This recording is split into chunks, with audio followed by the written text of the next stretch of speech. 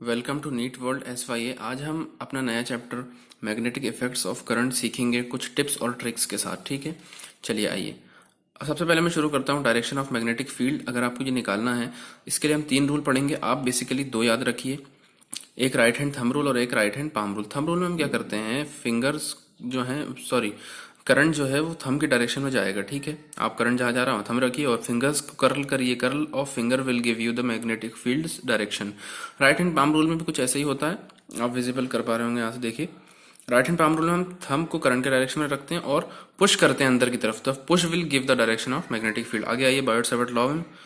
Biot-Savart law ये बताता है कि अगर एक वायर में करंट बह रहा है, चल रहा है, फ्लो कर रहा है, तो उससे दूर एक पॉइंट जो r डिस्टेंस पर है उसमें कितनी मैग्नेटिक फील्ड बनेगी, वो बनेगी μ0/4 पाई। इसकी वैल्यू होती है 10⁻⁷।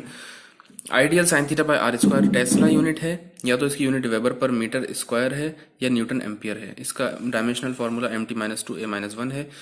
CGS यूनिट में अगर हम देखें तो गॉस हो जाती है टेस्ला की जगह और μ0/4 पे हट जाता है। और वेक्टर फॉर्म में हम, sorry for interruption, vector form में हम क्या करते हैं कि एक सेकेंड, वेक्टर फॉर्म में हम ये करते हैं कि इसको यूनिट वेक्टर से मल्टीप्लाई कर देते हैं, तो आर वेक्टर ऊपर, ideal vector cross R vector, sine theta हट जाता है। क्लास 11th वाली बात आ गई यहाँ पर, ठीक है। और नीचे आर क्यूब हो जाता है यूनिट वेक्टर से मल्टीप्लाई करके। डायरेक्शन कैसे मिलेगा इसका हमको, direction will be given by cross product of ideal vector and R vector. और मैग्नेटिक फील्ड, हाँ ये एक इंपॉर्टेंट पॉइंट है, अगर आपको कोई क्वेश्चन पूछे कि मैग्नेटिक फील्ड एक्सिस पे बताओ वायर के, तो आप कहना 0 होगी। जैसे फॉर एग्जांपल ये मैं जूम करके दिखाता हूँ आपको, देखिए इस वायर की एक्सिस पर पॉइंट P पर मैग्नेटिक फील्ड 0 होगी, इसलिए मैंने लिखा V1 0, लेकिन B2 नहीं होगी 0। क्यों, वो एक्सिस पर नहीं है, वो तो परपेंडिकुलर है उसके। तो B2 कितनी होगी, B2 को हम magnetic wire of second wire हम ऐसे ट्रीट करेंगे जैसे सेमी इनफाइनाइट वायर है, तो μ0/4 पाई 2I/r होता था इनफाइनाइट का, और हम 2 से डिवाइड करके I/r या I/a जो भी डिस्टेंस दिया है हम वो सेमी इनफाइनाइट के लिए निकालेंगे। एक इंपॉर्टेंट केस था इसलिए मैंने आपको बता दिया। चलिए आगे, magnetic field due to infinite wire हम कैसे निकालते हैं, तो बताता हूँ। Magnetic field due to infinite wire के लिए हम एक केस पढ़ते हैं जिसमें हम इनफाइनाइट वायर लेते हैं और उससे 2 एंगल लेते हैं, एक α1 पहले वाले एंड से, α2 दूसरे वाले एंड से, उसमें करंट ऊपर की तरफ जा रहा है। तो अगर ये इनफाइनाइट है तो α1 और α2 क्या हो जाएगा, 90 डिग्री, आप खुद सोच लीजिए। तो फॉर्मूला वही रहेगा, लेकिन साइन α1 प्लस साइन α2, साइन 90 आप रखेंगे तो 2 आ जाएगा दोनों जगह, 1 + 1 2 अगर ये वाकई में इनफाइनाइट वायर है, अल्फा 90 है, तो फिर वो आ जाएगा 2I/a। मैग्नेटिक फील्ड अगर हम स्क्वायर के लिए याद रखें, वैसे ही नीट के लिए इतना इंपॉर्टेंट नहीं है, लेकिन फिर भी आप इतना रिलेशन याद रख सकते हैं कि 2√2 μ0I/πl। और मैग्नेटिक फील्ड क्या याद रखना, एक बार क्वेश्चन पूछा गया था एग्जाम में कि magnetic field inversely proportional L है स्क्वायर में या फिर डायरेक्टली प्रोपोर्शनल। चलिए आगे, अगर 2 वायर दिए हुए हैं आपको, अगर आपको 2 वायर दिए हुए हैं और पूछा है कि इन पे जैसे हम इलेक्ट्रोस्टैटिक में न्यूट्रल पॉइंट निकालते थे, इसमें पूछेगा कि नेट फील्ड कहाँ 0 होगी, तो आप बिल्कुल उसी की तरह करेंगे, μ0/4 पाई 2I/r। यहाँ से इस छोटे वाले वायर से लेंगे हमेशा, याद रखिए, जिसमें कम करंट है उसके पास वो वाला पॉइंट होगा, बिल्कुल वैसा जैसे हम इलेक्ट्रोस्टैटिक में करा करते थे न्यूट्रल पॉइंट के लिए। हम यहाँ पर वैल्यू पुट करेंगे, डिस्टेंस x फ्रॉम 1 एम्पियर वाला वायर, और ये 30 - x, तो x सेंटीमीटर आ जाएगा। अब ये 1 एम्पियर वाले वायर से आ रही है डिस्टेंस, और 24 सेंटीमीटर 4 एम्पियर वाले वायर से। ठीक है, आगे चलते हैं। चलिए आइए दोस्तों, अगर ऐसा कहा है उसने कि magnetic field to current carrying coil बताइए, देखिए पहले याद रखिए, अगर कोई coil anti clockwise current carry कर रही है, घड़ी जिस दिशा में घूमती है उसके उल्टी दिशा में, तो नॉर्थ पोल की तरह बिहेव करेगी वो। और अगर ऐसे कर रही है क्लॉकवाइज, तो साउथ पोल की तरह बिहेव करेगी। मैंने बनाया भी नॉर्थ के दोनों एंड्स पर एरो बनाया और साउथ के दोनों एंड्स पर एरो, तो आप याद रख सकते हैं। इसका फॉर्मूला सीधा सीधा निकल के आता है, अगर रेडियस r है और करंट इस डायरेक्शन में है, तो निकल के आता है μ0/4 पाई 2πI/r। इसकी मैं आपको ट्रिक भी बताऊंगा आगे। और इसमें आप अगर राइट हैंड, देखिए लिखा भी है नीचे, राइट हैंड थंब रूल लगाएंगे, लेकिन ये राइट हैंड थंब रूल दूसरा वाला राइट हैंड थंब रूल है, इसमें पाम्स आपको डायरेक्शन ऑफ करंट और थंब आपको डायरेक्शन ऑफ फील्ड बताएगा, ये एक्सेप्शन है, याद रखिएगा। और अगर n टर्न्स दिए तो 2πNI/r आएगा। तो अगर आप राइट हैंड थंब रूल लगाएंगे तो आपको पता चलेगा कि फिंगर्स जब कर्ल करेंगे करंट के डायरेक्शन में, और थंब आपको देखना बाहर की तरफ आएगा, आपकी तरफ, उसको हम डॉट से रिप्रेजेंट करते हैं। इसके लिए मैं ट्रिक बताने वाला था कि B = μ0/4 पाई I α/r आप लगा सकते हैं। अल्फा की जगह आप रेडियन में एंगल रख दीजिएगा। अब जैसे यहाँ पे ये एक सर्कुलर कॉइल थी, ऊपर जैसे सर्कुलर कॉइल थी, तो उसके लिए अल्फा क्या हो जाएगा, 360 को हम कहते हैं 2 पाई, ठीक है। चलिए आइए दोस्तों हम देखते हैं magnetic field due to axis. अगर कोई एक सर्कुलर कॉइल है उसकी एक्सिस पर कितनी मैग्नेटिक फील्ड होगी, इसका आपको डेरिवेशन याद नहीं रखना है, कंपटीशन के लिए, बोर्ड्स के लिए आप देख सकते हैं। उसका आंसर आता है mu naught by 4 pi. Mu naught by 4 पाई की वैल्यू मैं बता चुका हूँ, 10⁻⁻⁷ 2 पाई I r² upon r² plus x² की पावर 3/2। हाँ, एक इंपॉर्टेंट बात है कि अगर आपको देखना है कि मैक्सिमम कहाँ पर रहेगी मैग्नेटिक फील्ड, वो रहेगी x equals two plus minus r√2। Quadratic equation solve करके आंसर आता है, आपको नहीं सॉल्व करना है, डायरेक्ट याद रखना है। ये अप्लाइड रिजल्ट्स हैं, आपके लिए आसानी करेंगे एग्जाम में, ठीक है। चलिए अब देखते हैं magnetic force on moving charge. Force क्या लगेगी अगर हम कोई चार्ज को फेंकें मैग्नेटिक फील्ड में। अगर किसी एंगल पर हमने डाला है, ये आप देख सकते हैं, ये चार्ज है, हमने इसे एंगल पर फेंका है, तो इस पर फोर्स लगेगी Q V B sine theta. अगर 90 पर फेंका है तो साइन 91 हो जाएगा, मैक्सिमम आंसर आ जाएगा।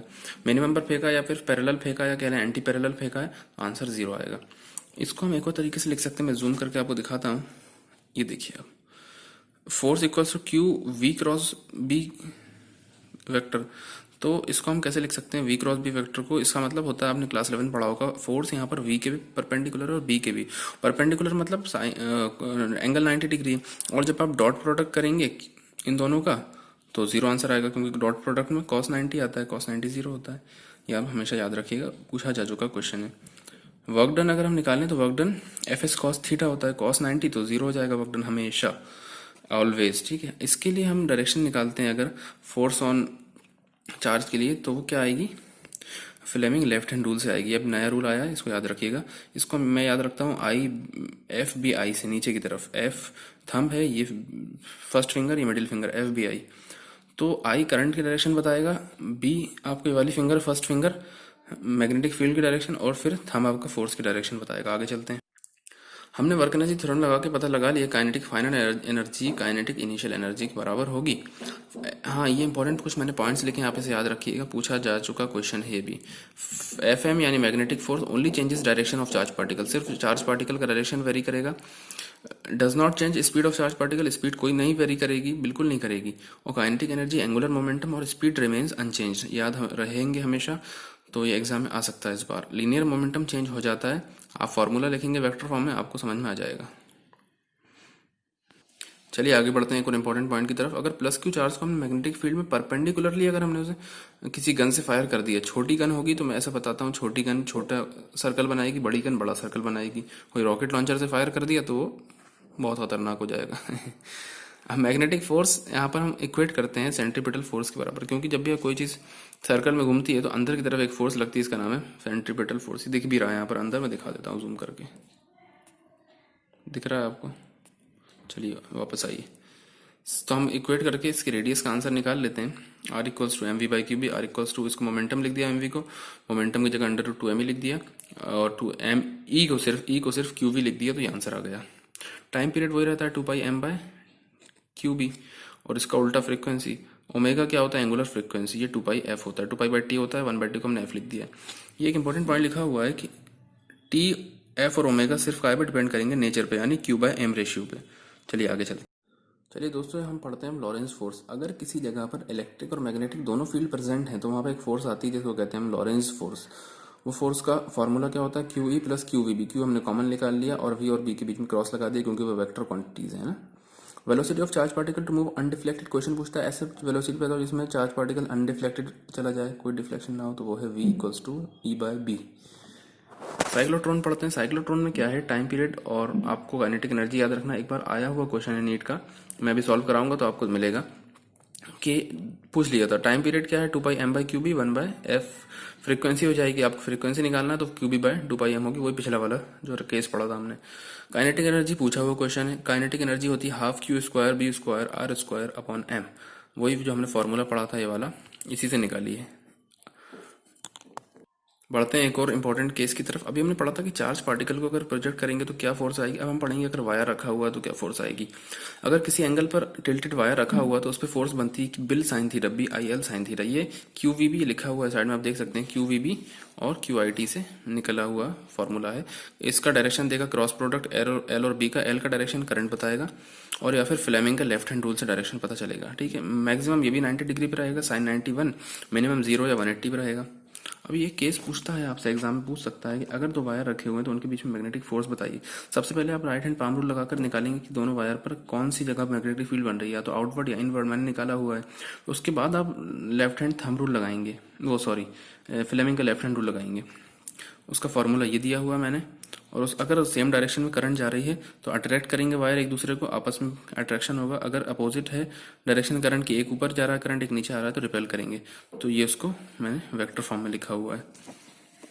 एक केस देता है 3 वायर वाला, 3 वायर दे देता है, कहता है कि बताओ कि बीच वाले वायर पर कितनी फोर्स होगी। आप फ्लेमिंग का लेफ्ट हैंड रूल लगाइए, सीधे सीधे आपको पता चलेगा कि थर्ड वाले वायर लेफ्ट हैंड डायरेक्शन में फोर्स लगा रहा है, फर्स्ट वाला राइट हैंड डायरेक्शन में। अगर जिसका करंट ज़्यादा है उसका फोर्स ज़्यादा होगा, तो 2-3 magnetic force on second due to third wire is greater than magnetic force on second due to first wire. आप दोनों को माइनस करके बड़ा माइनस छोटा आंसर निकल आएगा और लेफ्ट तरफ आंसर आएगा। आइए दोस्तों, एक और इम्पोर्टेंट पॉइंट, अगर आपको ऐसा कुछ दिया हुआ है कि एक इरेगुलर शेप दिया हुआ है मैग्नेटिक फील्ड के अंदर, आपको क्या करना है, उसके दोनों एंड्स को जोड़ देना है और करंट को उल्टी डायरेक्शन में बहाना है, फ्लो करना है। जैसे इधर जा रहा था करंट, इधर आता, लेकिन हमने उस उल्टी डायरेक्शन में कर दिया। उसका फॉर्मूला होता है बिल इफेक्टिव, यानी BI लेंथ इफेक्टिव वाली, यानी ये लिया है यहाँ से यहाँ तक उतनी लेंथ लेना है आपको, इरेगुलर सरफेस की लेंथ नहीं लेना है। क्लोज सरफेस के लिए हमेशा मैग्नेटिक फील्ड 0 होती है। अगर जैसे यहाँ सेमी सर्कल रहता तो हम कहते हैं कि R+R, दोनों उसके एंड्स जोड़ देते तो 2R हो जाता, डायमीटर उसका। दिख रहा है ना आपको, देखिए। चलिए दोस्तों आगे चलते हैं। हम पढ़ते हैं एम्पेयर सर्किटल लॉ। इसका एग्जाम फॉर्मूला आप याद रखिएगा। इसमें जो आई आता है फॉर्मूले में वो होता है आई एनक्लोज्ड, यानी जितना करंट एक सरफेस के अंदर है वही लेना है हमें, बाहर वाला नहीं लेना है। तो इसमें एक केस पढ़ना होता है हमें सोलेनॉइड का। सोलेनॉइड के केस में हम ये देखते हैं कि हमें ड्राइव करके फॉर्मूला मिलता है μ0/4/2/ni sin alpha plus sign beta. Sine alpha और साइन बीटा आप देख पा रहे होंगे, मैं जूम कर देता हूँ। देखिए ये एंगल्स हैं साइन अल्फा और साइन बीटा, दिए रहते हैं तो ठीक। अगर ये इनफाइनाइट सोलेनॉइड होता तो ये एंगल्स 90 डिग्री होते। ओके, तो 90 डिग्री होते तो 2π 4π बन जाता और कट जाता, तो आंसर आता μ0 ni। यहाँ पे छोटा n डिनोट कर रहा है number of turns upon length को, कैपिटल N अपॉन L को। ये कुछ इंपॉर्टेंट पॉइंट्स मैं बता देता हूँ आपको, इसके बाद अगले पार्ट पे चलेंगे वीडियो के। If solenoid is infinite then inside magnetic field is uniform, outside 0 रहेगी। और अगर इनफाइनाइट है तो इनसाइड आउटसाइड दोनों जगह अच्छी फील्ड रहेगी। और सोलेनॉइड एक बार मैग्नेट की तरह बिहेव करता है। अब पढ़ते हैं टोरॉइड। चलिए तो अब हम शुरू कर रहे हैं टोरॉइड। टोरॉइड एक गोल सोलेनॉइड होता है जिसकी कोई लेंथ कभी खत्म ही नहीं होती, यानी उसकी लेंथ 2πr के बराबर होती है। उसके अंदर मैग्नेटिक फील्ड 0, बाहर मैग्नेटिक फील्ड 0। सिर्फ सरफेस पे ni होती है, μ0 ni, जो उसका फॉर्मूला निकला तो वो इसका है। लेकिन इसमें n जो है n/2πr होता है, क्योंकि इसकी लेंथ, उसकी तो लेंथ l थी, इसकी क्या है 2πr, क्योंकि सर्कल जैसा है। कुछ हमें केस पढ़ना है, ये इंपॉर्टेंट है जैसे हॉलो पाइप के लिए और सॉलिड पाइप के लिए। इसका आप ग्राफ याद रखिए, काफ़ी है। हॉलो पाइप में मैग्नेटिक फील्ड अंदर बिल्कुल नहीं होती, बाहर कांस्टेंट और आउटसाइड डिक्रीज करती है। सॉलिड पाइप में बाहर अंदर से बाहर की तरफ बढ़ेगी, फिर सरफेस पे कांस्टेंट रहेगी और डिक्रीज करती चली जाएगी। मैं भी ज़्यादा डीप में नहीं जा रहा हूँ क्योंकि एक शॉर्ट वीडियो है, टिप्स और ट्रिक्स की वीडियो, ताकि आप जल्दी से रिवाइज कर सकें कंसेप्ट को। चलिए अब बात करते हैं torque on loop in magnetic field. अगर हमने एक टॉर्क को मैग्नेटिक फील्ड में रख दिया तो उस पर अगर हमने एक लूप को मैग्नेटिक फील्ड में रख दिया तो उस पर एक टॉर्क बनेगा, जिसको हम डिनोट करेंगे टाउ से। उसका फॉर्मूला होगा बीना साइन थीटा, भोपाल वाला बीना नहीं, BIN है। बी यहाँ पर मैग्नेटिक फील्ड है, I करंट है, N जो है नंबर ऑफ टर्न्स है, और A एरिया है, साइन थीटा एंगल है। Angle made between the area and ये मैग्नेटिक फील्ड वेक्टर। तो इसको हम लिख सकते हैं NI A क्रॉस B, क्योंकि ये दोनों चीजें वेक्टर थी तो इनके बीच में हमने क्रॉस लगा दिया साइन थीटा हटा के। टाउ को हम MB साइन थीटा भी लिख सकते हैं। क्यों लिख सकते हैं, पहले ये देख लीजिए इसका यूनिट क्या है। इसकी यूनिट है न्यूटन मीटर, क्योंकि टाउ क्या होता है, torque, force into perpendicular distance. तो हमने उसकी यूनिट में न्यूटन मीटर लिख दी। मैक्सिमम टॉर्क निकलेगा 90 डिग्री पे, मिनिमम निकलेगा 0 डिग्री पे। आप एंगल की जगह पुट करके देखिएगा, आंसर आ जाएगा। मैं बता रहा था कि टाउ को MB साइन थीटा लिख सकते हैं। क्यों, क्योंकि M को हम लिख सकते हैं मैग्नेटिक मोमेंट। मैग्नेटिक मोमेंट भी एक वेक्टर क्वांटिटी है। M को हम लिख सकते हैं NI A, तो हमने NI A की जगह M लिख दिया और बाकी बचा B और साइन थीटा, तो हमने लिख दिया MB साइन थीटा। अब दोनों वेक्टर क्वांटिटीज हो गई तो उसको साइन थीटा हटा के हमने बीच में क्रॉस लगा दिया। इसका जो डायरेक्शन है वो मैं जूम करके दिखाता हूँ आपको, देखिए आप। राइट हैंड थंब रूल से निकलता है, इधर पे थंब एरिया वेक्टर या कहने मैग्नेटिक मोमेंट की तरफ डायरेक्ट करेगा, और फिंगर का कर्ल या फिंगर कहने की हम करंट की तरफ डायरेक्ट करेंगे, कर्ल नहीं, सिर्फ फिंगर्स, ठीक है ना। आप देखिएगा करके। अब हम सेकंड लास्ट टॉपिक की बात करते हैं, conversion of galvanometer to ammeter और वोल्टमीटर। अगर हमें एक गैल्वेनोमीटर को एमीटर बनाना तो उसके पैरेलल में याद रखिए एक लो रेजिस्टेंस वायर शंट करके होता है, उसको कनेक्ट करते हैं तो वो गैल्वेनोमीटर एमीटर बन जाता है। और फिर उस जो बने हुए सर्किट है, टोटल सर्किट को, पूरी कंप्लीट सर्किट को हम सीरीज में ज्वाइन कर देते हैं, जैसे एमीटर को करते हैं। शंट की फार्मूला होता है रेजिस्टेंस की, अगर शंट की निकालना उसका formula I G R G upon I, बहुत सिंपल फार्मूला। और अगर एन दिया नंबर ऑफ आपके एन दिया है वहाँ पर नंबर दिया तो I G R G upon n minus one. और इसमें याद रखिएगा टोटल रेजिस्टेंस हमेशा शंट की रेजिस्टेंस ज़्यादा होगी, इसमें भी टोटल ज़्यादा होगी वोल्ट मीटर के रेजिस्टेंस से। वोल्ट मीटर बनाना है तो गैल्वेनोमीटर की सीरीज में एक हम हाई रेजिस्टेंस वायर, जिसको कुछ अलग से नाम नहीं देते, वो कनेक्ट करते हैं तो उसका फॉर्मूला आता है उस वायर की रेजिस्टेंस का V by I G minus R G. I G को कहते हैं फुल स्केल डिफ्लेक्शन, और राघव याद रखिएगा आप, आर ए आर जी से छोटा, आर जी आर वी से छोटा। यहाँ पे आर ए का मतलब कुछ और नहीं है, आर ए का मतलब है एमीटर का रेजिस्टेंस, और आर जी का मतलब है गैल्वेनोमीटर की रेजिस्टेंस, और आर वी का मतलब है वोल्ट मीटर की रेजिस्टेंस। बिल्कुल सही, आगे बढ़ चलिए लास्ट टॉपिक कर लेते हैं। गैल्वेनोमीटर क्यों बनाते हैं हम और क्या करता है वो? गैल्वेनोमीटर करंट मेजरिंग डिवाइस है, करंट की सेंसिटिविटी बताता है। वो करंट बताता है कि है भी डिवाइस में आपके करंट नहीं है, कितना है ये नहीं बताएगा, कि वो तो एमीटर बताता है, ये बताता है। ये बहुत सेंसिटिव होता है करंट को। इसमें कॉन्केव मैग्नेटिक फील्ड को रेडियल बनाने के लिए लगाई जाती है, सॉफ्ट आयरन लगाया जाता है, सिलेंड्रिकल इन शेप होता है, पिवोट स्प्रिंग भी रेडियल फील्ड के लिए लगाई जाती है। इसमें डिफ्लेक्टिंग टॉर्क कैसे प्रोड्यूस होती है? अभी हमने पढ़ा था कि अगर हम किसी चीज़ को मैग्नेटिक फील्ड में रखेंगे तो टॉर्क लगेगी उस पर, वो होती है एन आई ए बी। और एक इसमें स्प्रिंग लगाई जाती है, वो भी टॉर्क प्रोड्यूस करती है, उसकी फॉर्मूला होता है सी थीटा। ये है रिस्टोरिंग टॉर्क, ये है डिफ्लेक्टिंग टॉर्क। दोनों की इक्वेट करके हम आई की वैल्यू निकालते हैं, और सी बाय एन ए बी को हम एक कॉन्स्टेंट जी मान लेते हैं। तो I is directly proportional theta, यानी जितना ज़्यादा करंट बनाओगे उतना ज़्यादा थीटा होगा, उतनी ज़्यादा रीडिंग आएगी, ठीक है, उतना करंट डिफ्लेक्शन होगा उतना ज़्यादा। अब हम पढ़ते हैं सेंसिटिविटी ऑफ करंट और sensitivity of voltage. Sensitivity of current और वोल्टेज के बीच में रिलेशन है एस वी, यानी वोल्टेज की सेंसिटिविटी इक्वल्स टू करंट की सेंसिटिविटी बाय आर जी। वो सेंसिटिविटी ऑफ करंट होती है थीटा बाय आई, यानी थीटा को हम ऊपर से अगर देखें तो एन ए बी निकलेगा बाय के, और वोल्टेज की सेंसिटिविटी देखें थीटा बाय आई निकलेगा, और आर जी और लग जाएगा। यानी हमें पता चल रहा है कि करंट की सेंसिटिविटी ज़्यादा होती है, तभी उसे डिवाइड करके हमें वोल्टेज की सेंसिटिविटी बनाना पड़ता है। ये रिलेशन पे एक बार क्वेश्चन आ चुका है, इसलिए आप इस रिलेशन को देख लें। ठीक है दोस्तों, ये हुआ हमारा चैप्टर ख़त्म। अगर आपको वीडियो अच्छी लगी लाइक शेयर सब्सक्राइब करें, और कमेंट में बताएं कि कौन सी वीडियो अगली बनाई जाए किस चैप्टर पर। Okay, thank you.